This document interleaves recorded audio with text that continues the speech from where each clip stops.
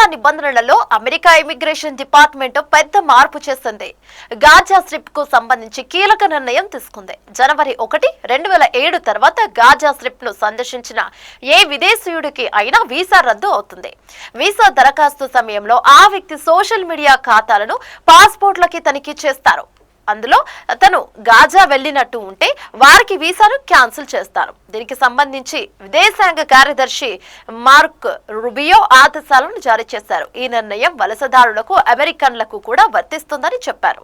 ఇందులో విద్యార్థి వీసాలు, పర్యాటక వీసాలు, దౌత్య సందర్శనలు కూడా ఉన్నాయి. అంతేకాదు గాజాలో పనిచేసిన ఎన్జీఓలు, స్వచ్ఛంద సేవకులకు కూడా ఈ కొత్త రూల్ వర్తిస్తుంది. ఇక గాజా నుంచి తిరిగి వచ్చిన వారి వల్ల ప్రమాదాలు ఏర్పడుతున్నాయని అమెరికా విదేశాంగ శాఖ అంటుంది. అలాంటి వాటిని అరికట్టడానికి ఇంత కఠినమైన చర్యలను తీసుకున్నామని చెబుతోంది. ఒక వ్యక్తి సోషల్ మీడియా లేదా డిజిటల్ కార్యకలాపాల్లో ఏదైనా కంటెంట్ కొనగొనబడితే అది అమెరికా జాతీయ భద్రతకు ముప్పుగా పరిగణించబడితే అతని వీసా దరఖాస్తును ఇంటర్ ఏజెన్సీ సమీక్ష కోసం పంపుతారు. ఇక అక్కడ వెరిఫికేషన్ లో తేడా కనిపిస్తే వెంటనే వారి వీసాలను రద్దు చేస్తారు. 2025 ప్రారంభం నుండి మేము 300కు పైగా వీసాలను రద్దు చేశామని మార్గ రూబియో తెలిపారు. గాజాలో ఇజ్రాయెల్ సైనిక చర్యలను విమర్శించిన విదేశీ విద్యార్థులు అమెరికాలో చాలా మంది ఉన్నారు. ఇప్పటికే వారి వీసాలు క్యాన్సిల్ చేశారు. ఎందుకంటే ఇజ్రాయెల్ను విమర్శిస్తే దానికి సహాయం చేస్తున్న అమెరికాను కూడా విమర్శించినట్టే యుఎస్ ప్రభుత్వం చెబుతోంది.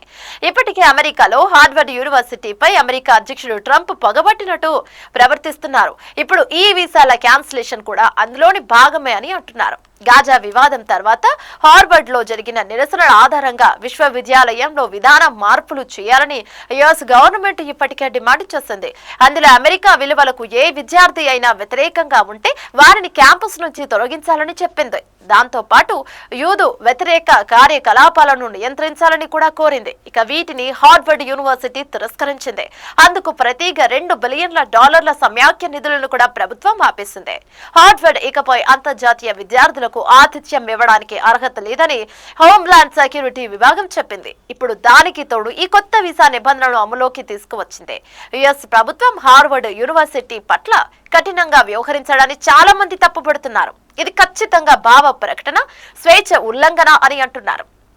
ఇక ఈ విధానం అమెరికా ప్రజాస్వామ్య విలువలకు విరుద్ధమని వారు విశ్వసిస్తున్నారు.